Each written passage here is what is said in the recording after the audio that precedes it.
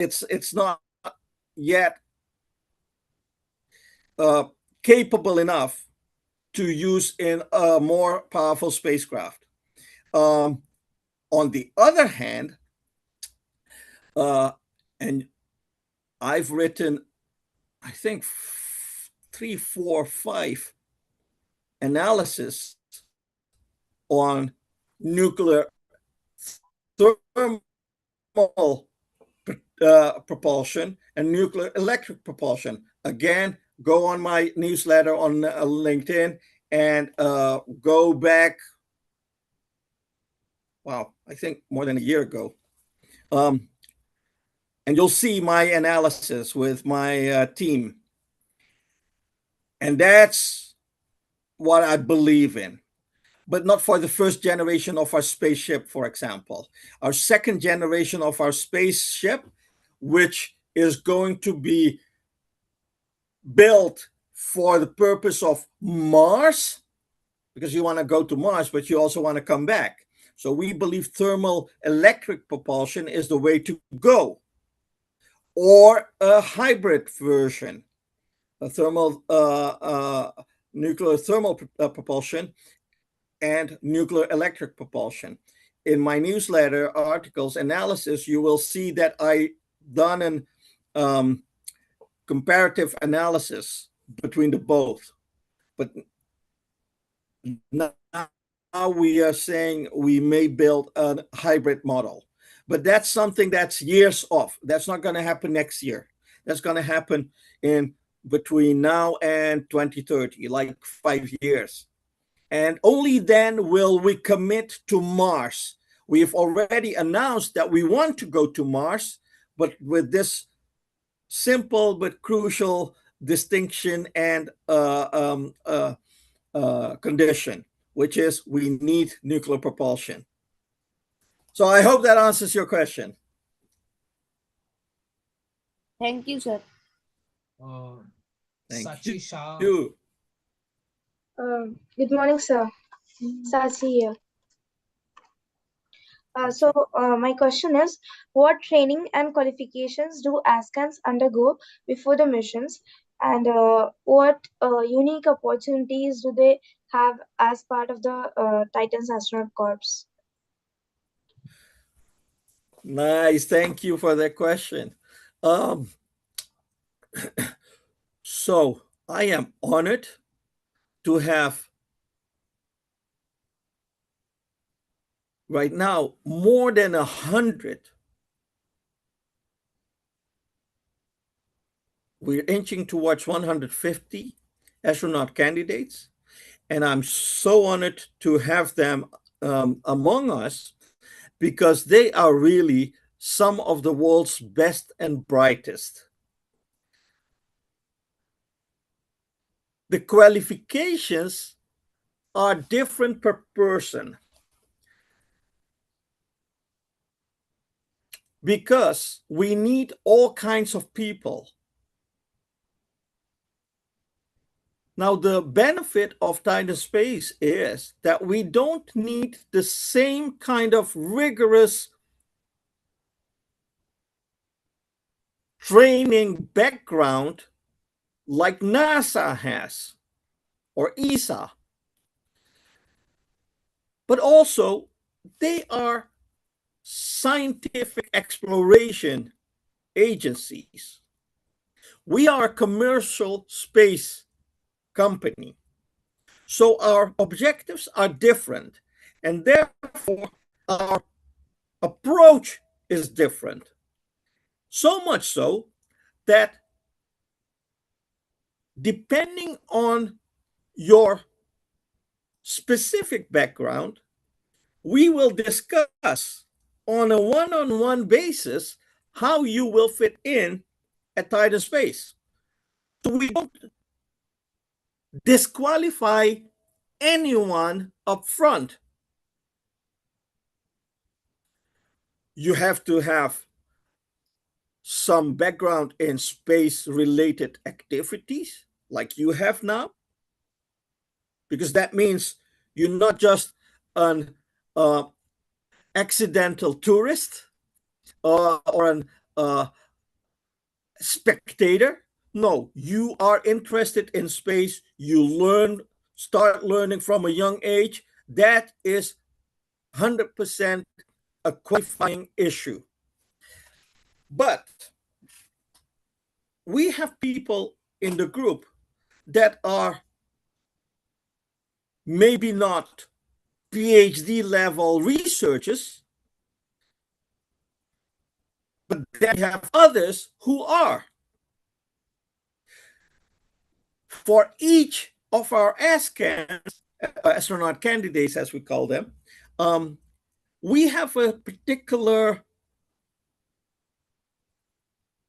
mission and objective in mind. Because not everyone needs to be a researcher. Not everyone needs to be a scientist at Titan Space. Not everyone needs to be an engineer. Not everyone needs to be a technologist or an astrophysicist. So we have different kind of qualifications, and we have the luxury at Titan Space to promise and to work towards with our team to have not one mission for our astronaut candidates or two, but dozens over the next few years, few decades. So this is why we say these candidates that we have right now, and it's growing every week, they are career astronaut in the making. So they will have a job at Titan Space in the near future. It starts with a basic training.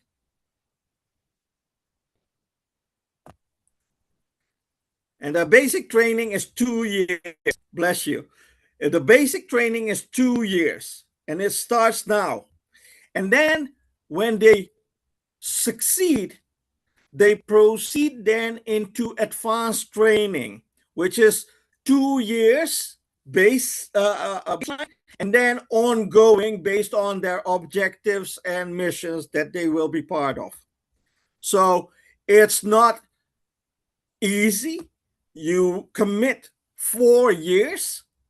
So that's why there are a lot of people who also leave, or I remove them, because you have to have commitment. And it is not 4 days or 4 weeks or 4 months, it's 4 years minimum.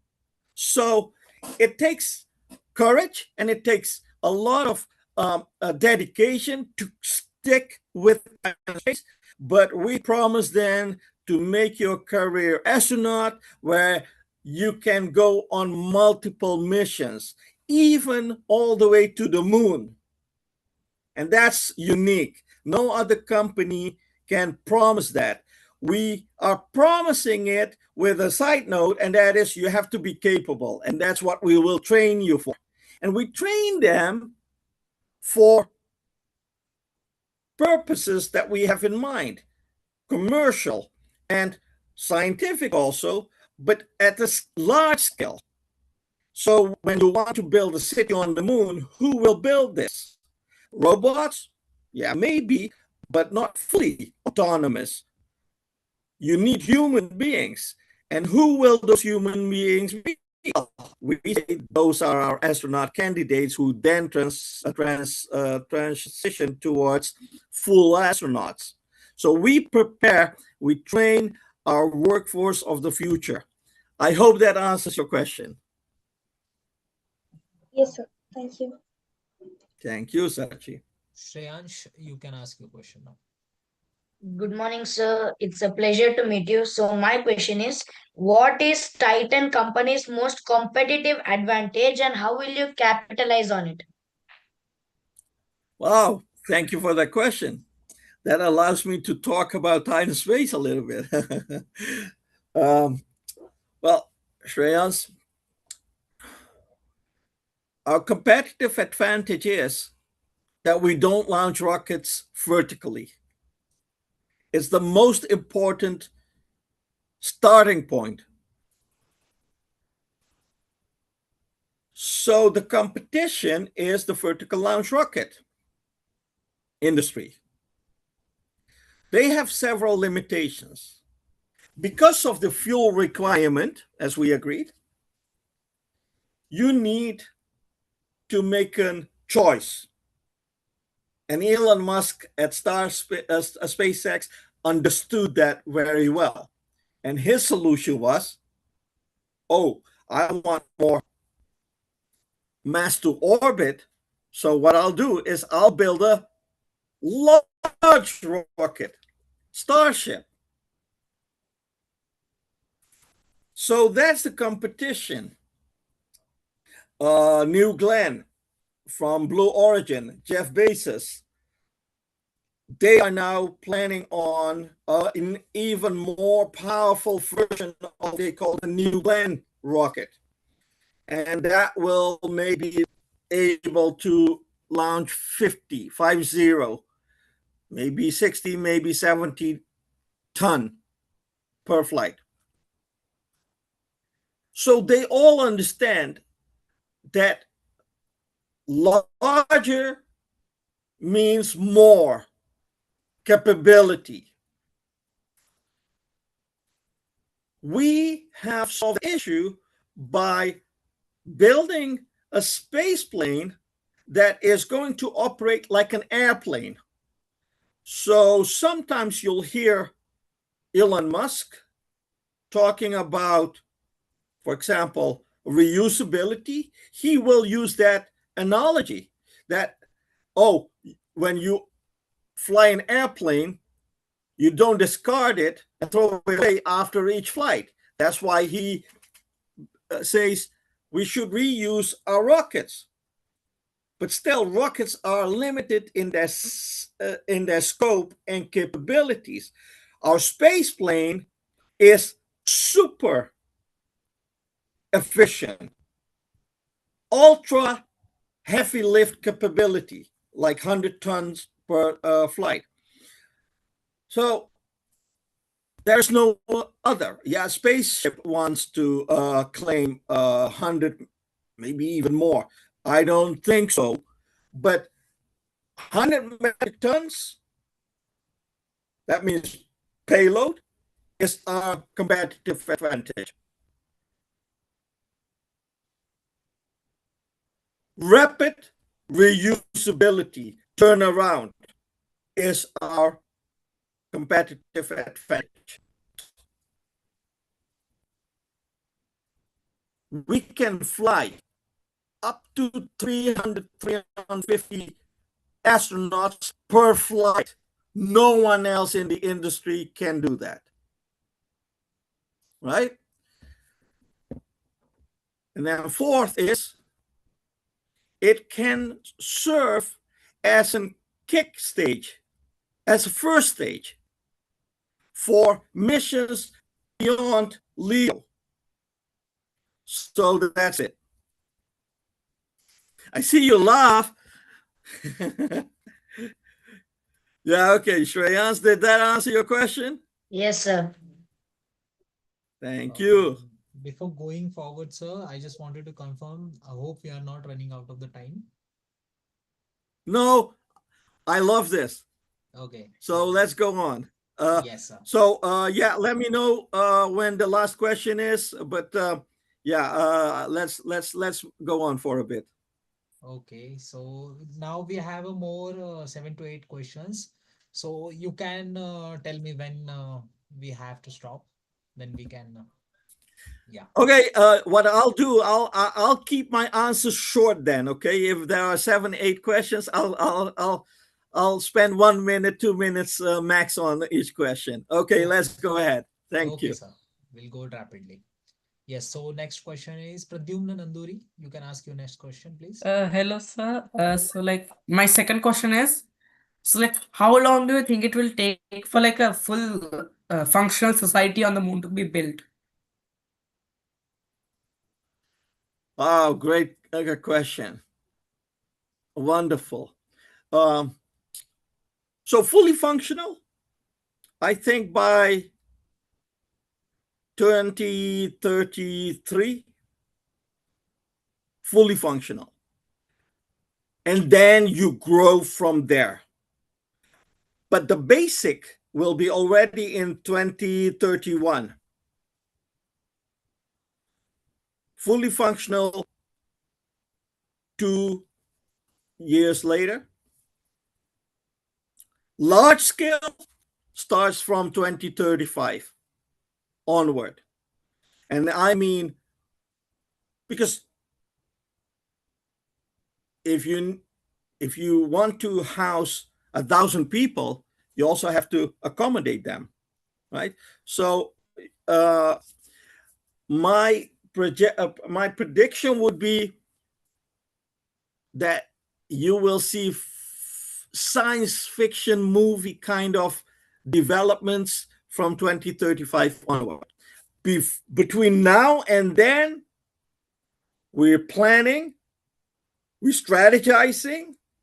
From 2030, we'll start launching towards the moon as a company. Not not talking about NASA and their plans and Chinese or Indian. I basically don't really care about their plans because we're not going to compete with them. So between now and then, strategizing, planning, preparing, training, our S-scans, for example. And then from 2030 onwards, let's start launching. So the spaceship is and we will have a fleet of spaceships that will ferry between the 2 space stations, LEO and Lunar. That is the way to make large-scale development happen towards the moon and later also Mars. There's no other transportation system that can do it efficiently and at a large scale. I hope that answers your question, Pradyuma. Harshit, you can ask your next question. Hello, sir. My next question is, what are the fuel which is being used in your spaceship, and how is it different from nowadays fuel? Because as you said, your spaceship are highly efficient. So what are the fuels?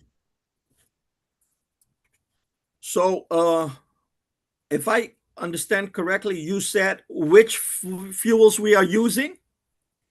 Yeah. Yeah, great question. Wow. So for the space plane, we have chosen for liquid hydrogen as fuel. And then, of course, liquid oxygen as its oxidizer. And that is because we want the benefit of the higher specific impulse of liquid hydrogen in that short transition. So liquid hydrogen for the space plane. However, we came across a problem for the spaceship, and that was the density issue. Liquid hydrogen will not be efficient for what we need on our spaceship. So we chose for methane, CH4, because we will need less bulky and less number of tanks, because methane is maybe not as efficient as liquid hydrogen, but we can manage it better. So then came a third issue, which is, wait a second, you cannot produce methane on the moon because of carbon, lack of carbon. So then in the near future, when we have ISRU facilities on the moon to produce enough fuel, then we'll switch the spaceship towards liquid hydrogen again. By the way, we discussed this in the CDR, part 4. You should check it out. Great question, but we go in depth on this issue in the CDR. We just published this part, I think, this morning, part 4. So good luck reading. Okay. Now, Madan, you can ask your next question.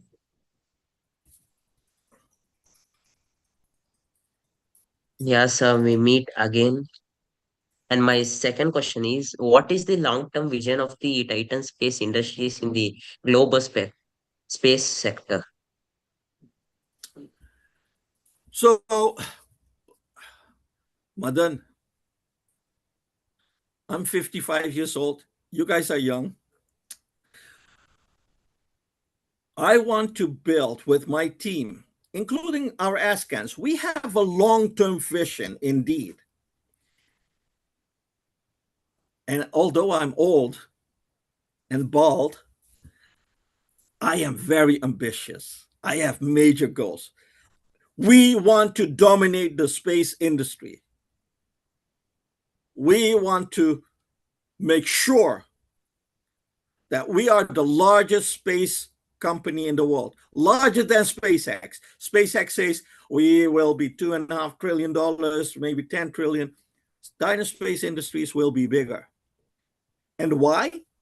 Because our system, our infrastructure is designed with industrial scale operations in mind. So anything that they can do with rockets, even Starship, is just a fraction of what they can do and manage and accomplish that we can. We are like a freighted train, and they are like a horse and buggy. Bum, bum, bum, right? It's like a moped. So we are building the industrial scale while they are thinking they can do something at scale. So their whole ecosystem is not scalable. So we believe, well, forget that. We know that we will dominate the space industry because we have the right infrastructure. And I have a few talents. I don't have many talents, but I have a few talents. And one talent of mine is I know sometimes where the future is. And I've proven that in the past. And I know that this is the future of space transportation. So much so that they will use it 1,000 years from now. But this is all about building for the future, not only for industry or cargo, but also for humans. We want to take not 2 or 3 or 4 people per year to the moon. We want to take 3, 4, 5,000 people per year to the moon. That's incredible. It's unimaginable today, but that's our objective. It's not even our ambition. It's our objective. We built this company to achieve that.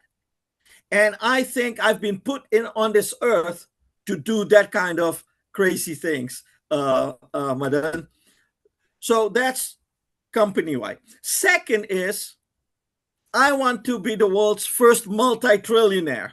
So Elon Musk may be the world's first trillionaire. I will be the world's first multi-trillionaire. And it's not because of the money, because I'm going to give it away anyway. I have my own single family office and a philanthropic institution since January 1, registered here in Florida. But it's about the fun. It's about the journey. It's about building. So it's not about being a multi-trillionaire that really excites me. It's about what we're building that excites me, and I want to be rewarded for it, of course. But then, we're going to invest a lot of money from 6 months from now in the space industry. Our money, like $150 million through a venture capital fund, our own corporate venture capital. So we think that Titan Space Industries will dominate the entire space industry. It's how I'm organizing this. And of course, that's also one reason why a lot of people don't like me. This is why I love talking with you people, because at least you listen. By the way, let me explain one thing before we leave. You would think, if this is so brilliant, space planes, spaceships, instead of rockets, why is the world then, including Indian companies, focused on rockets? Shall I answer that? Well, let me tell you. Because they are all sheep. They are copying one another. That's one. Second is SpaceX and New Glenn, Blue Origin, they have created a whole universe of people who have been employed by them, trained by them, and thus they are experts in what they are doing.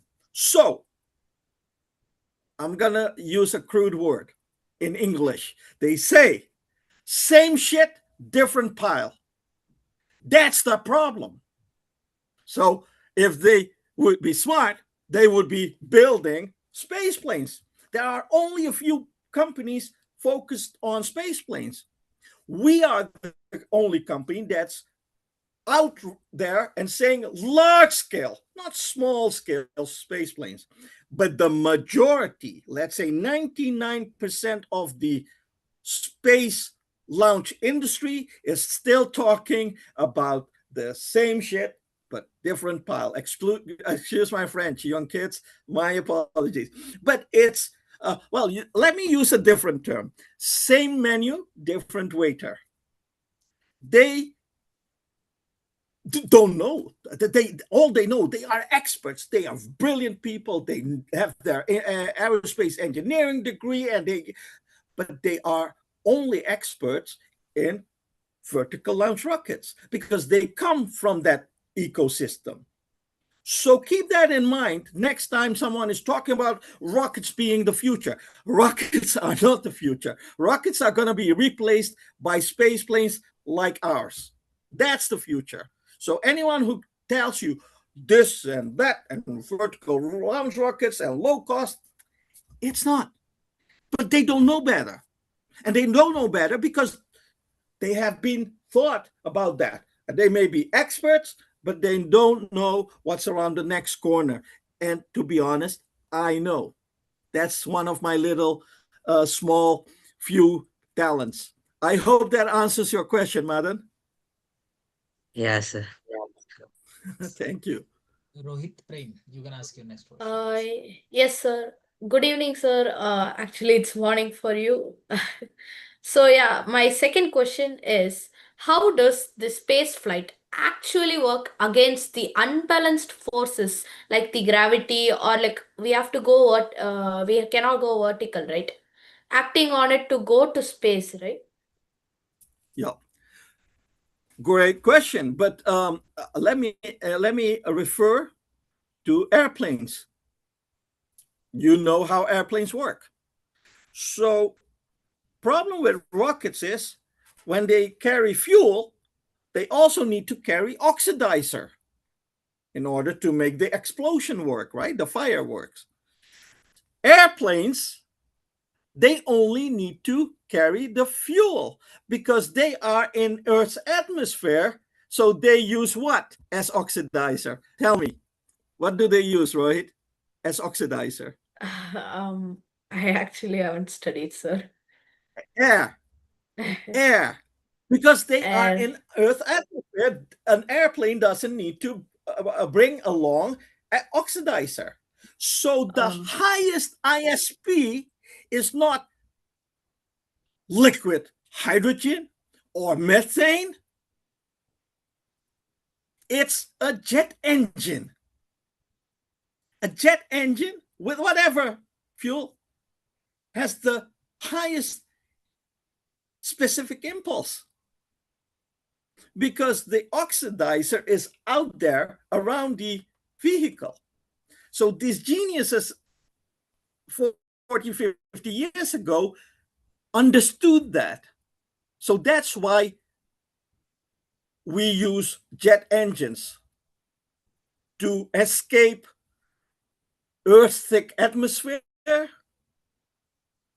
and then transition when we are at the top of the troposphere, when we start at the stratosphere, where there is less and less 0.9% air, oxygen, then we transition to rocket engines.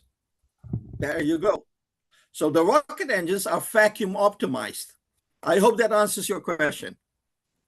Sir, they're actually like, but it won't be as efficient as like rockets, right? Because rockets go straightly upward, tearing up the air, but aeroplanes has to go slightly diagonal like way, right? Yeah, yeah, but that doesn't work like that. So this is, so a rocket, I understand what you're saying, because it's a straight way up, right? But that doesn't work like that.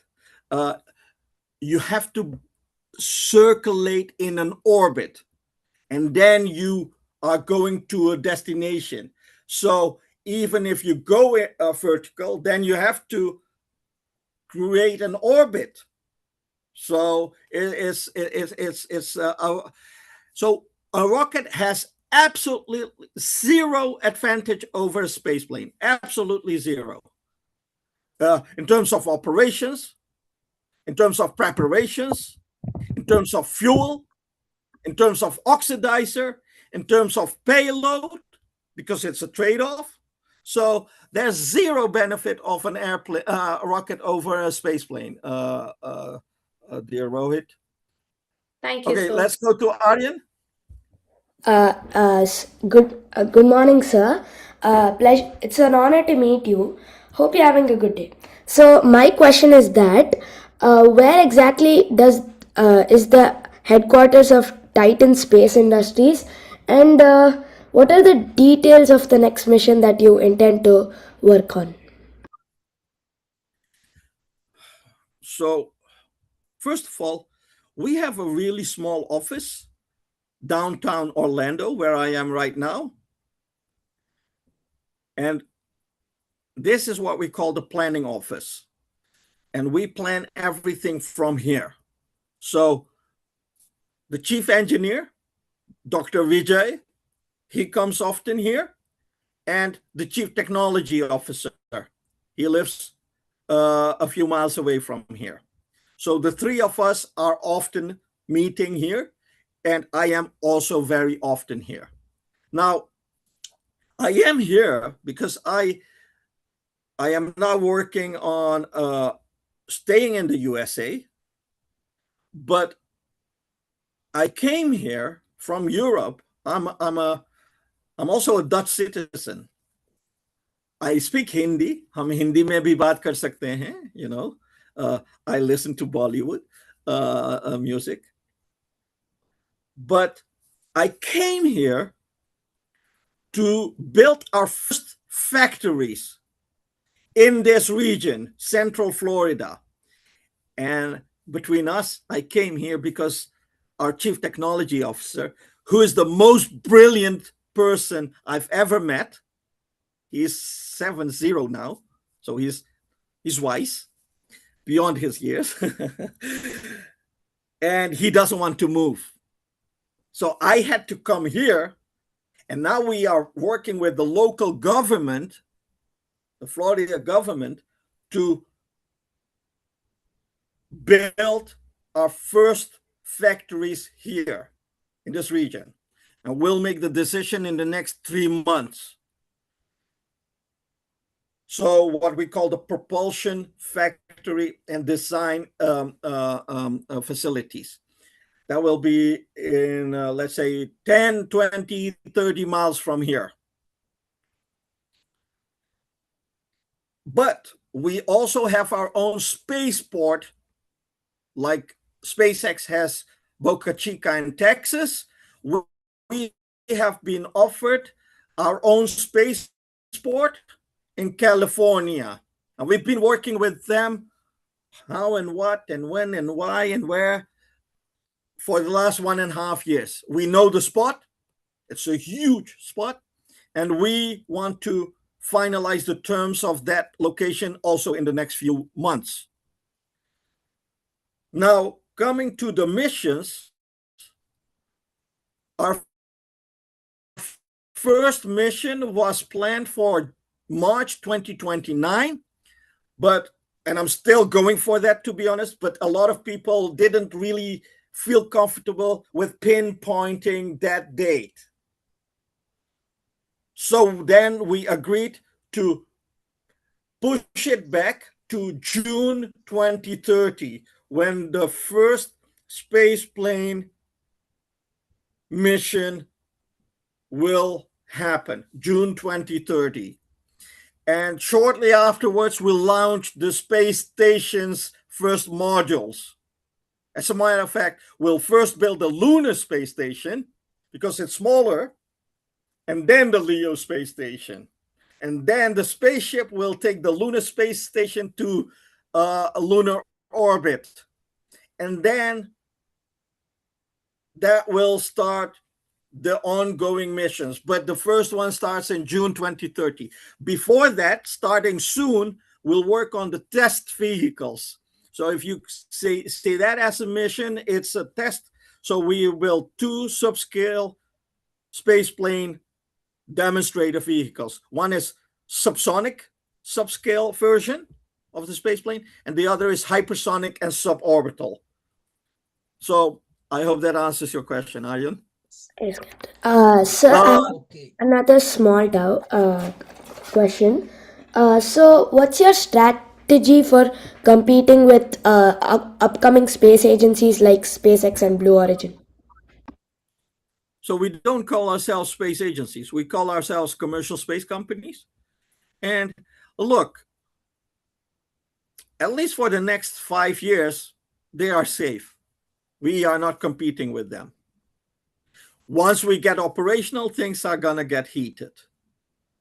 Because once you have operational space planes, especially ours, which are large scale, then you don't need to have frequent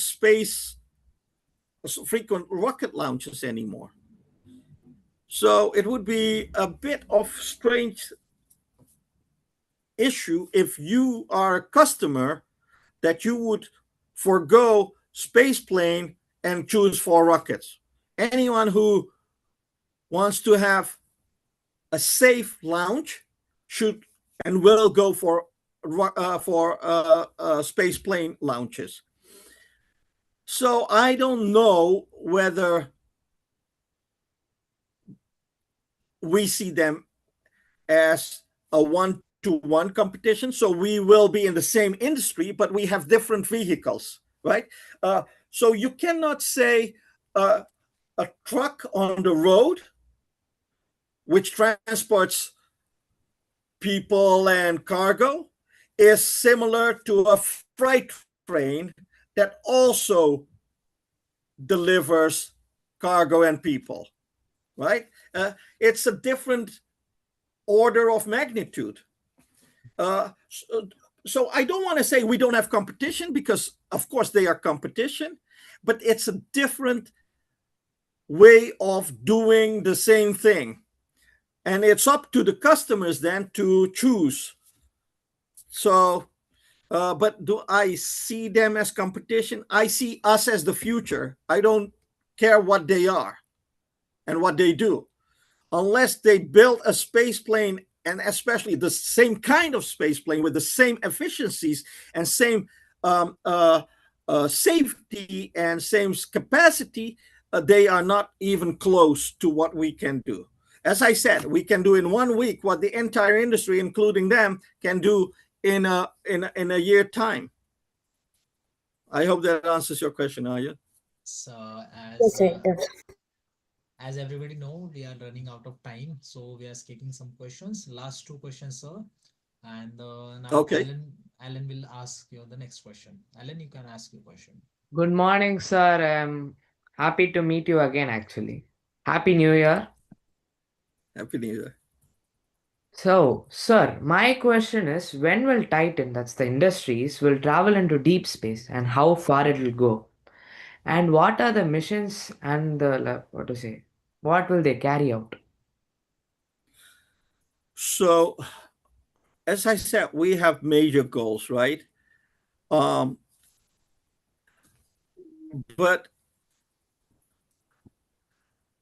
we will not. So we are focusing on the moon first and foremost. That's the farthest we plan for industrial scale things, commercial. That's one. However, we also want to go to Mars.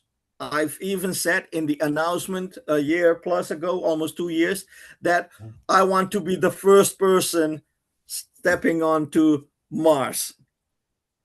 But that is not our main objective.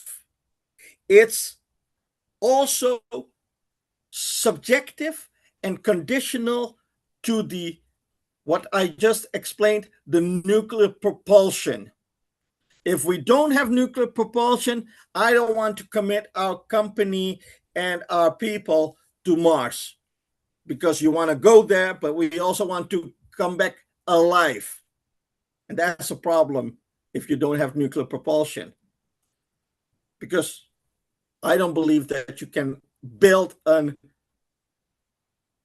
system, an infrastructure for ISRU, in situ resource utilization capabilities at scale on Mars before we arrive.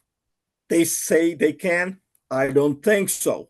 So then you don't have the fuel to return back. That's another design flaw of Starship in their mission to Mars, because they believe they can do industrial scale ISRU fuel production. Well, I don't think so. So they will have problem with returning, especially returning alive. So that's why we don't commit to Mars beyond that we want to do it. But our major missions and objectives are with the moon. And by the way, it's not me saying it or Titan Space saying, oh, we need to industrialize and commercialize the moon. It has been an idea, as we discussed, I think last time. It was already the plan of big businessmen in the past, including Conrad Hilton, who said, I want to build a resort on the moon. And this is 60 plus years ago. So the ideas have always been there, and we are building the infrastructure and the transportation system at scale to make it happen. But our commitment is to the moon. So LEO, low Earth orbit, and the moon. And beyond, we don't discuss that yet. We don't plan for it even yet. We hope to do it, but it only gets activated once we know that our nuclear propulsion will work. But otherwise, we'll stick to LEO and lunar. I hope that answers your question, sir. Okay. So last question of the day, Divyam Savan, you can ask your question now.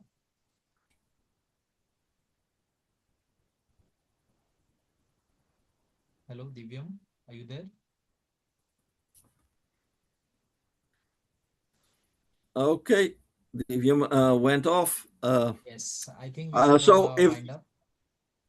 yeah, let's wind up. Yes, sir. So thank you so much, sir, through sharing your thoughts. And we are so grateful to having you today here with us in a conversation like never happened before. And I personally really grateful, feeling grateful, and I'm really I want to say that I'm a little bit embarrassed as well and nervous as well.